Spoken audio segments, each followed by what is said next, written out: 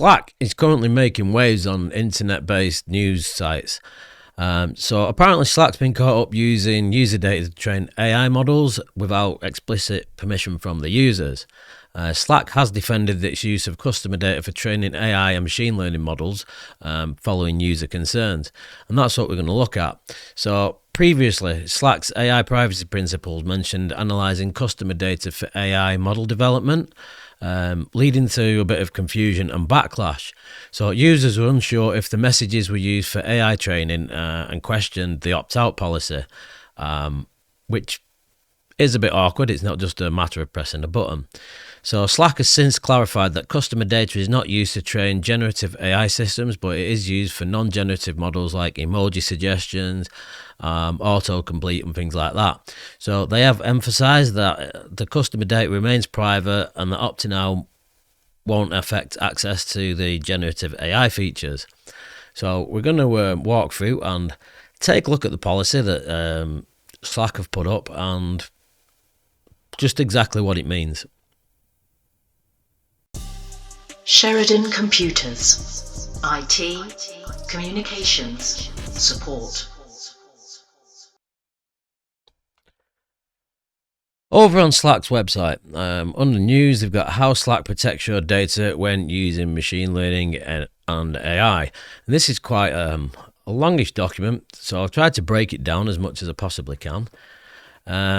So Slack's updated the privacy principles to clarify how customer data is used, focusing on traditional machine learning models and generative AI.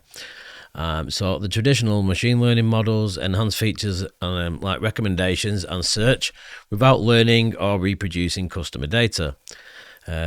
Use de-identified aggregate data, not message content. Our customers can opt out, but these models are there to improve the user experience without data sharing risks. And under the generative AI, it uses third-party large language models, LLMs, without using customer data for training. So Slack does not develop LLMs using customer data. And under the principles, so privacy principles are no data leakage across workspaces. Machine learning models use numerical features, not message content. Strong technical controls prevent unauthorized data access. Customers can opt out of data for their ML training. And they've got a transparency commitment that's in the text saying clear explanations on data usage ensure trust, and detailed controls are in Slack's security white paper, which is a fair read on its own.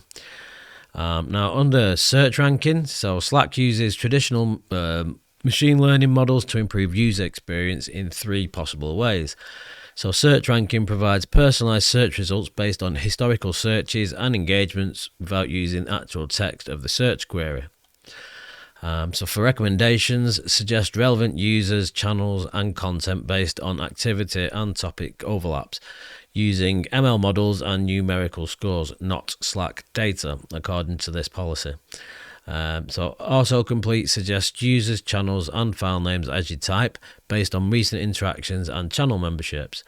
So Slack's machine learning models are used to use de-identified aggregate data, not original message content, to enhance search recommendations and autocomplete features. Now, opting out. I'll cover opting out and show you how to do this. There is a couple of ways. So customers can opt out of Slack's non-generative ML model training by emailing Slack. You can also use the /feedback function within Slack. So the change means workspace data will only be used to improve that specific workspace. Users will still benefit from globally trained ML models but won't contribute to them. No product features will be disabled, though feedback options may be removed. The global models may perform slightly worse for the team as unique usage patterns won't be optimized. And with regards to the generative AI, trying to break this down into a smaller chunk. So the generative AI introduces a new class of models that are used to improve the user experience, specifically language models, which are used Slack's LLMs are used in Slack's separately purchased add-on, Slack AI. Now that's Slack AI has been built with security and trust of mind. Specifically, customer data never leaves Slack. They do not train LLMs on customer data. Slack AI only appears on the data that the user can already see. Slack AI upholds all of Slack's enterprise-grade security and compliance requirements. And again, they state in Slack does not train LLMs or other generative models on customer data or share customer data with any LLM providers, so they're keeping it all on site. So let me show you how to opt out of this. Unfortunately, during this, I had to find the information not from Slack's website on how to opt out. That's kind of how awkward they're making it. So this is, I'll leave the link to this document from Network Right, how to opt out of Slack's AI training program. So you can opt out by sending an email to feedback@slack.com with the subject line Slack Global Model Opt-out Request, with the body of whatever your workspace is, .slack.com. Now you can also, if you're using Slack and you have admin access, you can also just type in /feedback, and then you can put the request in the feedback and somebody will come back to you to opt out. That's the way I did it. So I just figured I'd cover that quickly because it seems to be hitting the news and I wanted to try and clarify what was happening and Slack's stance on it. So opting out is up to you. I have done. Thanks for watching. I'll see you in the next video.